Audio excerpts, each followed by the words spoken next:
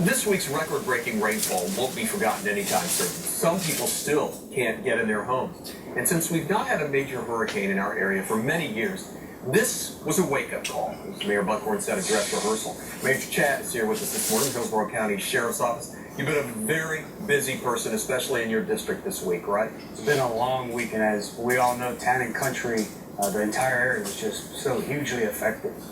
Chad, I know you guys train for this, but when it really happens, it's something else. It is, and as soon as the weather permitted, Sheriff G was up in the air, took an assessment, immediately launched our deep water assets. We saw the water was rising, and as you said, Russell, we were extremely busy. I can't say enough how proud we are of our deputies. They were in there making those rescues. In some cases, had to remove some of the elderly in john boats, use our four-wheel drive pickup trucks to go in and rescue those people who thought they could drive through the water. It got a little too deep, and they quickly realized that they shouldn't be driving through the water, and then we had to get them out as well. You know, we've got a 911 call that you guys sent over yesterday. Let's listen to that right now. 911, what is your emergency? We're sinking in water. Our car is completely underwater. What is the address of your emergency? I don't know where I'm at. I'm in front of a place called Green Gate Supply. It's on Lambright right here in Maybury, and we're almost completely underwater in the car. Turned in the parking lot, and the car completely sunk. Please, we need help fast. We're sinking, and my girlfriend can't swim. Chad, that's one of probably hundreds that came into you guys in the last few days. I mean, you've got to get to them, and the usual patrol cars can't go in there either, can they? Absolutely not. Our patrol cars won't make it. We use our four-wheel drive trucks. We were in john boats. We even had our airboats out there, our ATVs. We made several rescues with whatever vehicle we could pass through that deep water. Extremely dangerous, as everyone could imagine. And now we have the aftermath of all of this. I mean, some of these homes still flooded, still water in some places. And you still have to be out in this. I mean, some of these folks can't go back home yet. They may not be able to for a very long time.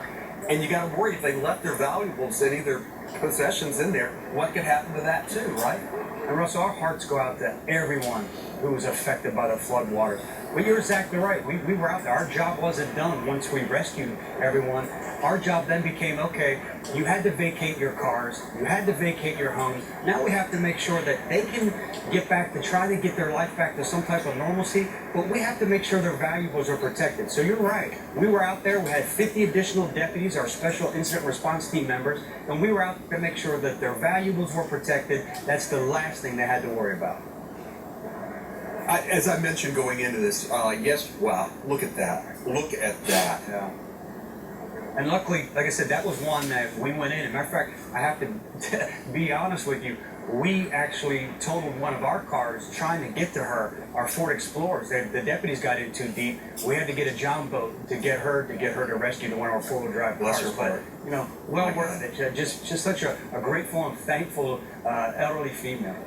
You know, and we had Mayor Buckhorn on yesterday, and he said this was a good test. This was a good dress rehearsal for a real hurricane. And if you think about that and what that could be like if it ever happens, it's just frightening, isn't it? It is, and the positive that came out of all this is it taught us, because we train monthly, yearly, we go through exercises, that we were prepared, and we are prepared.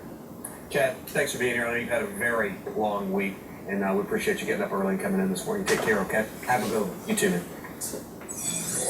All right, we're learning more about a circus disaster in New Hampshire. Investigators say that circus workers